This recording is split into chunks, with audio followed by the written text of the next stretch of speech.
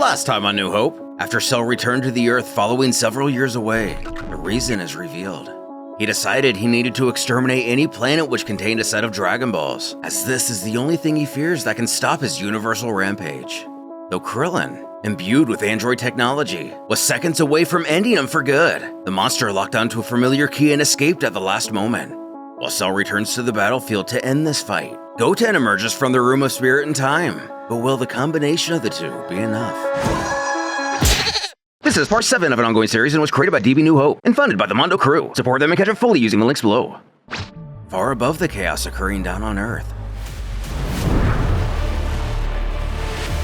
Goten, sporting what looks like Bardock's prototype haircut and more confidence than he ever had in the original series, cool-headedly remarks to the gang at Kami's Lookout that they don't have to worry anymore. He's going to take care of Cell for good. And given the recent events in Krillin's fight where the tides are turning against our heroes, he couldn't have picked a better time.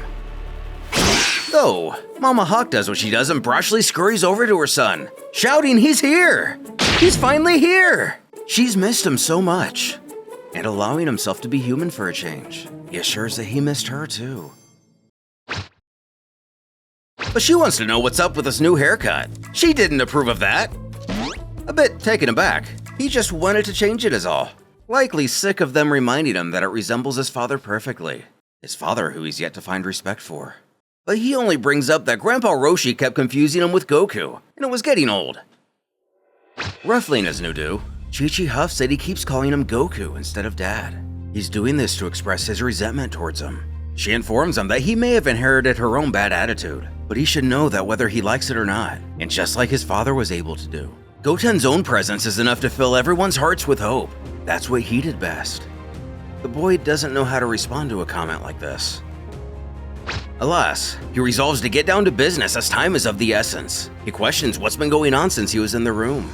While it's only been a couple days for them, a couple years have passed for himself. He finds it weird he can sense Cell's energy, but not Krillin's.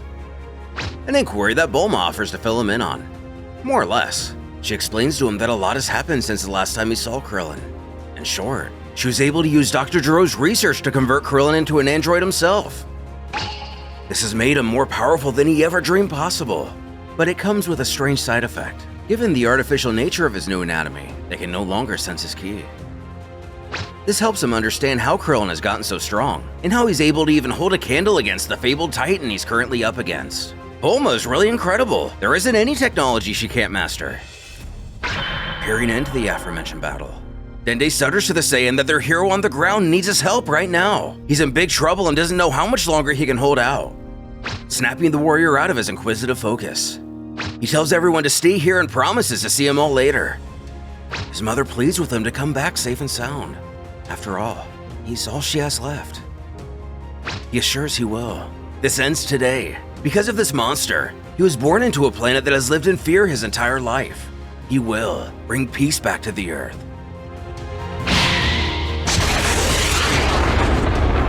As they watch him courageously blast off into the distance, Bulma has to compliment Chi-Chi that her son has really grown up quite well. And all things considered, this is probably the best they could have hoped for. But all his mother can think about is how this darn hyperbolic time chamber just took 2 years of her child's life away from her. Then again, if he's able to stop Cell, 2 years is better than all the years. Making his way down from the clouds, Korin bellows for him to wait up as he's passing by. Though trying to remain as polite as possible, he apologizes that he can. He's in kind of a rush. But knowing how important this is, he quickly tosses him something, telling him to catch. It's the last Senzu, the one that Yajirobe selfishly hides in case of emergency, but he's sure Goten will be able to make much more use out of it than him. Thanking him, he carefully grasps it in his left hand without any issue. Before gunning it to Cell's ki, he promises Master Korin he will rid the world from this monster for good. Growing serious at the tone of the harsh reality he's now faced with, everything he's worked for has culminated in this moment. He only hopes that Krillin can hold out a little bit longer.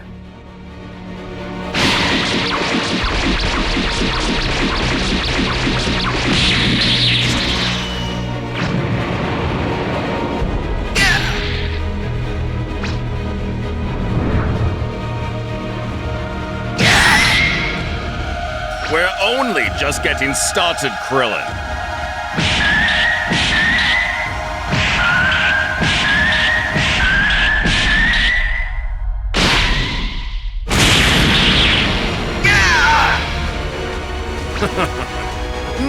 one to stand the gap between a Volga android and perfection.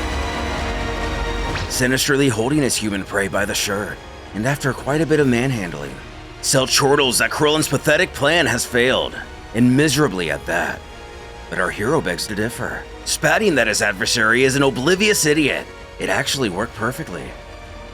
He then takes a hold of one of Cell's arms with all of his strength, making sure he can't run off or move more than an inch. What's that?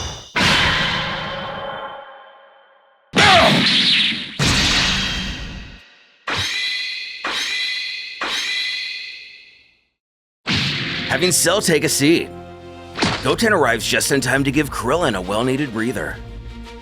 As the pair happily greet each other, the latter smiles that he's really glad to see him.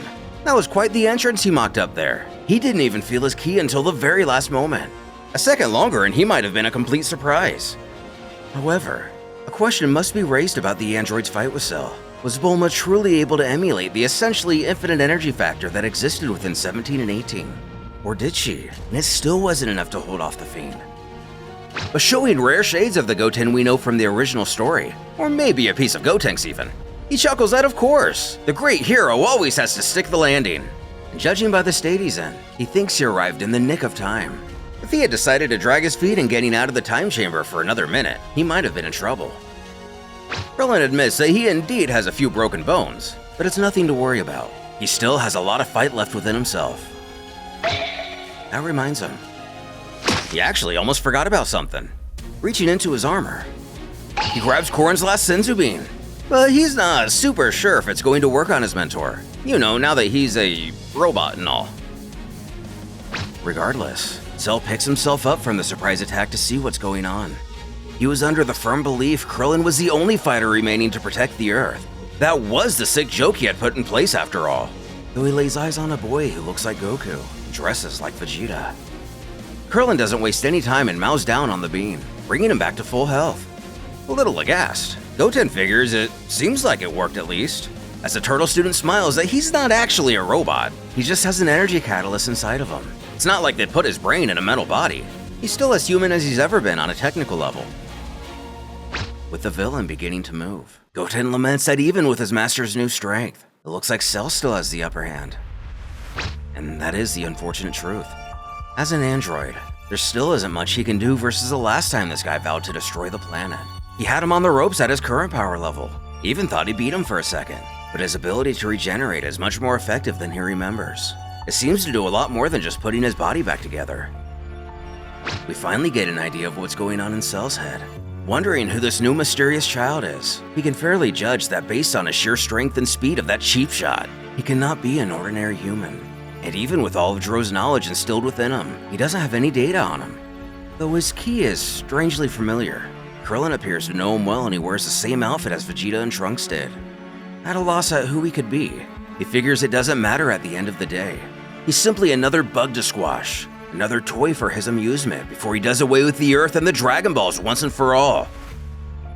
The Fiend scoffs at the pair mockingly, begging the question, so this was Krillin's plan all along? To wait for his little friend to show up and face him? This is ridiculous.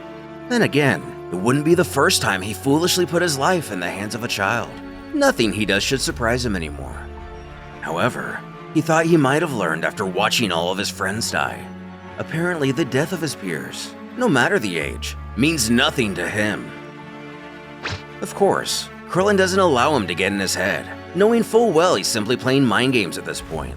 He reaffirms in Goten not to listen to him, and together they can win. The biodroid continues his smug taunting to proclaim that if that were true, he wouldn't have merely stared on while he recovered himself with that Senzu Bean. Unlike them, he knows how to learn from his mistakes. When Goten makes a decision very indicative of his kinship with his father, even if absent, he wants to fight Cell alone. But frantic as he should be, Krillin demands to know what he's talking about. Does he really think this is the time to be arrogant? No matter how strong he's gotten, he has no idea what this monster's capable of. He needs to be rational and think about the endless number of people who are counting on the two of them. The kid knew he'd be against the idea, but he needs to believe him when he says it has nothing to do with arrogance. Although he doesn't know how to explain it, there's a driving force within himself that's pushing him to fight Cell alone. And while he definitely doesn't want to admit it. Given how long he knew Gohan and Goku, he knows this attitude all too well. He sighs in frustration and resignation, but there's no point for him trying to argue against the child's wishes. That's simply his competitive Saiyan blood talking. It's the same kind of thing his dad would have said. He may have cut his hair while in the Room of Spirit and Time, but he's still acting exactly like him. This only causes Goten to scowl that he not give him that slew of nonsense. Not now. Still holding on to a lot of resentment for the family and friends that he never got to know. As stated in a previous chapter, he feels like they're all revered as these great timeless heroes. But if they're so great, why couldn't they defeat Cell? Goten claims that if he were as stupid as his so-called father, he would have given that senzu to Cell instead of him. And even Krillin can't argue with that. Goku definitely made a few errors that put them at a disadvantage. But the Saiyan promises he will make this guy pay 100-fold for all the stagnant pain he's caused. He won't get away with what he's done, and by the end of this, he will feel several times over the same suffering he has inflicted. Krillin can't believe what he's hearing. While the kid still has a bit of the same attitude and arrogance he's always had, not to mention the disdain for his dad. But the thing that sticks out the most is that he's so calm and collected. It's like he's not even the same person since going into the Room of Spirit and Time. Although some of this can be chalked up to maturity with age, it seems like he was able to do some deep reflection during his solitude within that realm. But all of this could also be seen as a red flag. He's never been in a life or death battle before, and part of being human is feeling like the less we know, the more we're prepared. As he makes his approach to the challenge ahead, with as much conviction as anyone who came before him, Cell giggles aloud at how funny this is. So what is he? Krillin's student or something? His forgotten son? Judging by the hair, he must at least be adopted. Further stating that he can tell Krillin taught him personally based on his underhanded, sneaky attacks. Without those, what makes him think he can go up against the likes of himself? Did his loser master even inform him just who Cell is? Just who it is that he's defying? He is the perfect being, destroyer of galaxies. And who is this brat that stands before him? Just a punk kid. In a calm, ominous, almost gravelly I am the night voice, Goten sears that he is vengeance. And Cell made a grave mistake in coming back here. He could have just flown off and disappeared into the void of nothing that is space. But now, he won't let him get out of here alive. He's going to take care of him and put an end to his reign of terror. Annoyed by Goten's confident fortitude, Cell growls to know just who this boy thinks he is.